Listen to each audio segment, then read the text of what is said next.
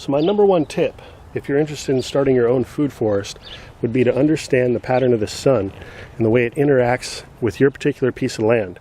So you need to get out there and find the most northern and southern ends of your property and look at how the shadows on the existing landscape hits the ground.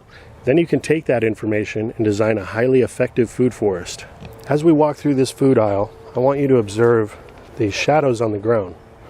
So we're here just about midday, and you can see how these shadows from these dwarf and semi-dwarf fruit trees are falling right in line with the pathway.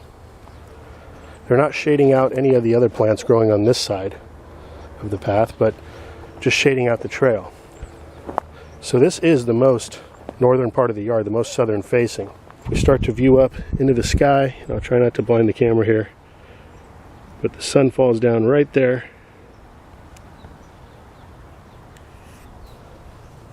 So just by looking at the shadow on the ground, and let's pretend this was the only tree I had growing back here at this time. Well, with this information, I could figure out exactly where I want to plant a lot of my trees and where the shadow might end, and I could start my next row. I could also look at this tree and go, well, if the tree was 4 feet taller, how much further would this shadow likely extend? And I can make some estimates, so I can really judge the proper placement of the trees, which are going to be the taller canopy part of the food forest, and design it in a way that I'm going to get the most out of my landscape by creating layers that are going to get photosynthesis throughout the day as much as possible. So as we start curving around this way, you can see how the shadows change, and now they're pretty much parallel to the walkway. But let's look at the functionality of the spacing on these trees by what the shadow's telling us. So here we've got about a 7-foot tree at this point, and the shadow that it's casting, which is directly in line with the next tree, ends right at the base of this tree. And these trees are about 6 feet apart right here.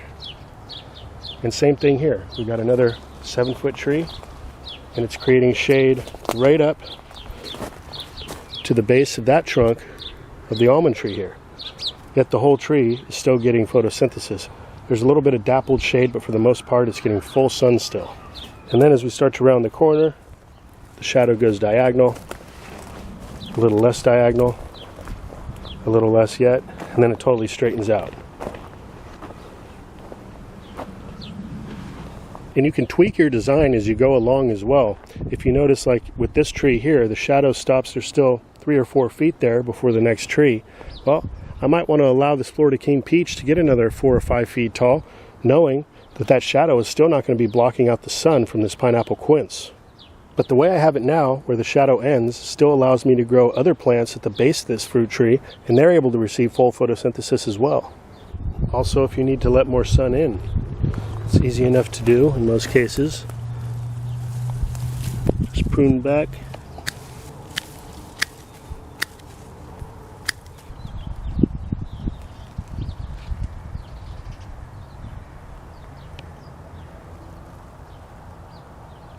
And on the lower layers of your food forest, you're playing with the same idea. Here you can see I've got an artichoke growing in between 2 dwarf fruit trees here.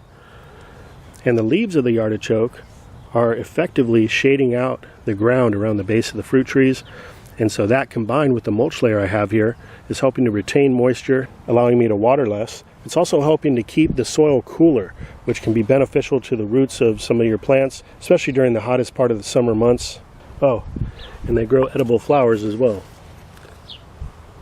So remember, creating a food forest is about utilizing all the different layers in the garden. If you want to learn more about that, I've made a video in the past, and I will drop a link below this video in the description box.